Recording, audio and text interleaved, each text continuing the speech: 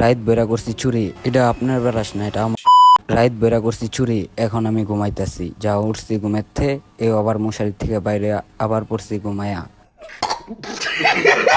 শেষ মাত্র উঠা ঘুমের থেকে লইলাম হাতে বেরাস, পেশ লইতাছি একবার, না হইতো না, আবার লইলাম, আবার লইলাম। এটা আমার বাড়ির কুত্তার বেরাস, এটা দিয়ে আমি মাঝে মধ্যে বেরাস করি। হবে চিন্তা করতেছি এমর দেওয়া করবো না উমর দেওয়া করবো, যাই করি ভাবসাব থাকে আলাদা। এখন আমি দাঁত ব্রাশ করতেইছি ঘুমের থেকে জমিদারের মতন উঠা উঠা দেই, বাইক না আমার হয়ে লইছে ল্যাংটা। কি করবো, বাইক নারে দিলাম শোডাউন। ফকিন্নি হইতে পারি কিন্তু ডিম পোস্ট ছাড়া নাস্তাই করি না, এটাই আমাদের ভাবসাব, বুঝো না ব্যাপারটা। 2 দিন আগে পাবনাগারতে ছুটে আইছি, তার জন্য মুখটার একটু লাড়াছাড়া দিতেছি আর কুলি করতেছি, বুঝেন না ব্যাপারটা, এটাই আমাদের ভাবসাব।